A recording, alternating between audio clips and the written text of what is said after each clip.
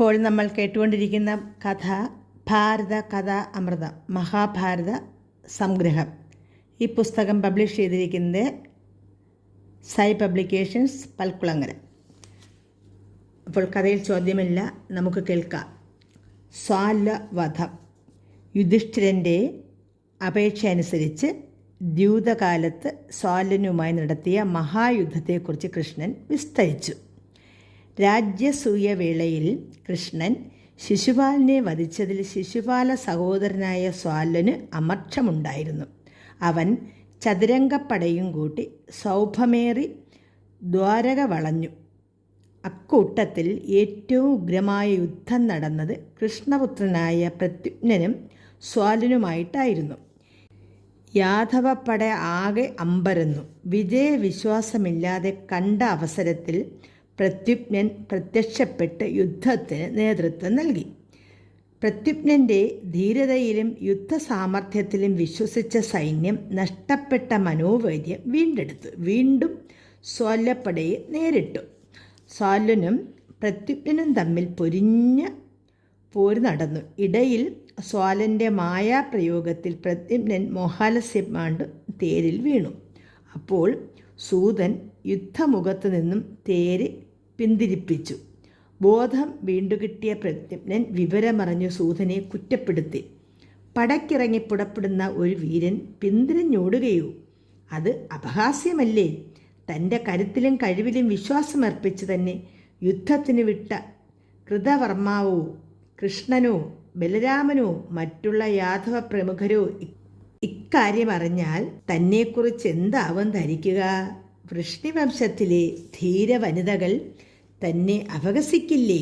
ഇത്തരത്തിൽ ചിന്തിച്ച് പ്രത്യുമ്നൻ തൻ്റെ തേര് പിൻവലിച്ച സൂതനെ ശകാരിച്ചുകൊണ്ട് തന്നെ വേഗം യുദ്ധരംഗത്തെത്തിക്കുവാൻ ആജ്ഞ നൽകി.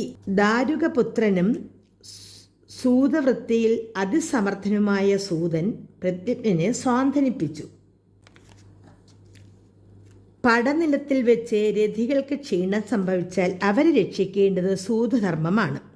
സൂതരക്ഷ ചെയ്യേണ്ടത് രഥിധർമ്മവുമാണ്.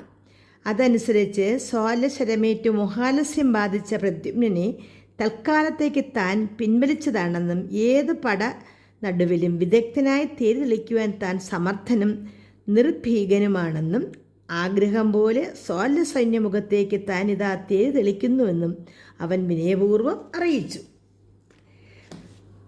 ആകാശത്ത് പറന്നേറുന്ന പക്ഷികളെപ്പോലെ കുതിരകൾ നിലം തൊടാതെ പാഞ്ഞു. തുടർന്ന് സ്വാലനും പ്രത്യുമ്നനും തമ്മിൽ അതിശക്തവും അത്യന്ത ഭീകരവുമായ ഒരു മഹായുദ്ധം തന്നെ നടന്നു. ഒടുവിൽ ബ്രഹ്മാസ്ത്രമയച്ച് പ്രത്യുമ്നൻ സ്വാലിനെ മോഹാലസ്യപ്പെടുത്തി. തുടർന്ന് അവനെ വധിക്കുവാൻ മറ്റൊരമ്പ് വില്ലിൽ തൊടുത്തി. അപ്പോഴേക്കും ദേവകളുടെ നിർദ്ദേശാനുസരണം നാരദമുനി എത്തി. പ്രത്യുമ്നനെ വിലക്കി. സ്വാലിനെ വധിക്കുവാൻ പ്രത്യുമ്നനെ കൊണ്ടാവില്ലെന്നും കൃഷ്ണനു മാത്രമേ അവനെ വധിക്കാനാകൂ എന്നും നാരദൻ്റെ ഉപദേശപ്രകാരം പ്രത്യുമ്നൻ തൊടുത്ത ശരം പിൻവലിച്ചു. ആലസ്യത്തിൽ നിന്നുണർന്ന സ്വാലൻ ഭയചകിതനായി സൗഭമേറി മടങ്ങിപ്പോയി.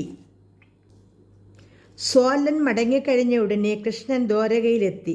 സ്വാലാക്രമണത്തെക്കുറിച്ച് സ്വാലവൃഷ്ണ്യന്ധക യുദ്ധത്തെക്കുറിച്ചും കേട്ട കൃഷ്ണൻ സ്വാലിനെ വധിക്കുക തന്നെ എന്ന് ഉറച്ചു. ദ്വാരകാപുരി കാത്തുകൊള്ളുക, സ്വാലവധത്തിന് ശേഷമേ ഞാൻ മടങ്ങി വരൂ. കൃഷ്ണൻ യാദവർക്ക് ഉറപ്പു നൽകി. പിന്നീട് ശിവനമസ്കാരം ചെയ്ത് ആയുധമേന്തി പടയും കൂട്ടി പാഞ്ചജന്യ മഹാശംഖവും മുഴക്കി പുറപ്പെട്ടു. കൃഷ്ണൻ്റെ ആഗമനമറിഞ്ഞ സ്വാലൻ സൗഭമേറി കടൽക്കരയിലെത്തി. കൃഷ്ണൻ കടൽക്കരയിലെത്തിയപ്പോഴേക്കും സ്വാലൻ സമുദ്രനാഭിയിൽ സ്വൈര്യം താവളമടിച്ചുകൊണ്ട് പോരിന് ക്ഷണിച്ചു. കൃഷ്ണൻ അവൻ്റെ വെല്ലുവിളി സ്വീകരിച്ചു. ശാഖം വലിച്ചെയ്തു. പക്ഷേ ശരങ്ങളൊന്നും സൗഭത്തോളം എത്തിയില്ല. സ്വാലനാകട്ടെ വർഷത്തിനൊത്ത് ശരസഹസ്രങ്ങൾ നേർക്ക് തുടരെ അയച്ചുകൊണ്ടിരുന്നു. കൃഷ്ണനും സൂതനായ ദാരുകനും യാദവപ്പടയും ശരമാരിയിൽ മുങ്ങി. ഗത്യന്തരമില്ലാതെ കൃഷ്ണൻ ദിവ്യമന്ത്രം ജപിച്ച് ശരസഹസ്രങ്ങൾ സ്വാലൻ്റെ നേരെ അയച്ചു. സ്വാലൻ സൗധമേറി ആകാശത്ത് മറഞ്ഞു. യാദവപ്പടയ്ക്ക് സ്വാലനെ എതിർക്കാൻ നിർവാഹമില്ലാതെയായി. അവർ ആർപ്പുവിളികളാൽ കൃഷ്ണനെ ഉത്തേജിപ്പിച്ചു. കൃഷ്ണൻ തുരുതിരെ അയച്ച ശരങ്ങളേറ്റു സൗഭവാസികൾ ചത്തു മലച്ചു കടലിൽ വീണു. കടലിൽ വീണവരെ മീനുകൾ കൊത്തി വിഴുങ്ങി. അതുകണ്ട് സ്വാലൻ മായാവിദ്യ പ്രയോഗിച്ചു. കൃഷ്ണന് ചുറ്റും അനേകം ആയുധങ്ങൾ തുരുതുരേ വന്നുകൊണ്ടിരുന്നു. അവയെല്ലാം കൃഷ്ണൻ അമ്പുകളാൽ അറുത്തു മുറിച്ചെറിഞ്ഞു. അപ്പോഴേക്കും സൂതനായ ദാരുകൻ സ്വാലശരങ്ങളേറ്റു കുഴഞ്ഞു. യുദ്ധം ഒട്ടു നിർത്തുവാൻ അപേക്ഷിച്ചു. ദാരുകൻ്റെ ശരീരമാകെ ശരമേറ്റു മുറിഞ്ഞ് രക്തമൊലിച്ചിരുന്നു. ഒരു പരിചാരകനെത്തി കൃഷ്ണനെ ഇപ്രകാരം അറിയിച്ചു: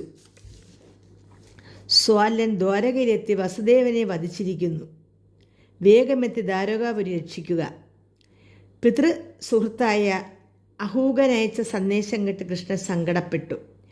ബലരാമാദി വീരന്മാരുണ്ടായിട്ടും തൻ്റെ പ്രിയ പിതാവ് വധിക്കപ്പെട്ടല്ലോ എന്നോർത്ത് യാദവന്മാരോട് കോപിച്ചു. ഒരു വേള അവരുമെല്ലാം മരിച്ചിരിക്കുമെന്നായി പിന്നത്തെ ചിന്ത. അടക്കാനാവാത്ത സങ്കടത്തോടും കോപത്തോടും കൂടി കൃഷ്ണൻ സ്വാലിനെ എതിർത്തു. അപ്പോൾ സ്വാലൻ്റെ സൗഭത്തിൽ നിന്നും വാസുദേവൻ താഴെ വീഴുന്നത് കണ്ടു. കൃഷ്ണൻ ആലസ്യമാണ്ടു തേർത്തട്ടിൽ വീണു. അതോടെ യാദവപ്പടയും തളർന്നു. തെല്ലിട കഴിഞ്ഞപ്പോൾ കൃഷ്ണന് ബോധം വീണു. അന്നേരം സ്വാലനെ സൗഭത്തെയോ അവിടെയെങ്ങും കണ്ടതുമില്ല. എല്ലാം സ്വാലൻ്റെ മായാവൈഭവം മാത്രമായിരുന്നു. വീണ്ടും സ്വാലനെ എതിരിട്ട് സ്വാലൻ നിൽക്കാനാവാതെ മറഞ്ഞു. ശബ്ദം കേട്ട് ലക്ഷ്യം വെച്ച് കൃഷ്ണൻ അമ്പുകൾ അയച്ചു. ആഗ്നേയാസ്ത്രം അയച്ചു സ്വാലനെ സൈന്യത്തെ ഒട്ടാകെ നശിപ്പിച്ചു. പിന്നീട് സ്വാലൻ്റെ നേരെ ത്രിചക്രമയച്ചു. സുദർശനമേറ്റ സൗഭം രണ്ടായി കീറിപ്പിളർന്നു. വീണ്ടും ത്രിചക്രമയച്ചു. അത് സ്വാലനെയും പിളർന്നു മടങ്ങി വന്നു. സ്വാലൻ മരിച്ചു വീണയുടനെ കൃഷ്ണൻ ഉച്ചത്തിൽ ശംഖ് വിളിച്ചു യാദവ സൈന്യത്തെ സന്തോഷിപ്പിച്ചു. ഇത്തരമൊരു മഹായുദ്ധത്തിൽപ്പെട്ടു പോയതിനാലാണ് ദ്യൂതകാലത്ത് തനിക്ക് ഹസ്തനപുരിയിൽ എത്തുവാൻ കഴിയാതെ പോയതെന്നും അല്ലെങ്കിൽ പാണ്ഡവന്മാർക്ക് എങ്ങനെയൊരു ശോച്യാവസ്ഥ ഉണ്ടാകുമായിരുന്നില്ലെന്നും ഒരിക്കൽ കൂടി കൃഷ്ണൻ പറഞ്ഞു. അപ്പോൾ സ്വാലവധം കേട്ടല്ലോ. അപ്പോൾ എല്ലാവർക്കും കഥ ഇഷ്ടപ്പെട്ടല്ലോ. അപ്പോൾ നമുക്കിനി അടുത്ത ഒരു എപ്പിസോഡിൽ മറ്റൊരു കഥയുമായി വരാം, ദ്വൈത വനത്തിൽ. അപ്പോൾ എല്ലാവർക്കും നന്ദി, നമസ്കാരം.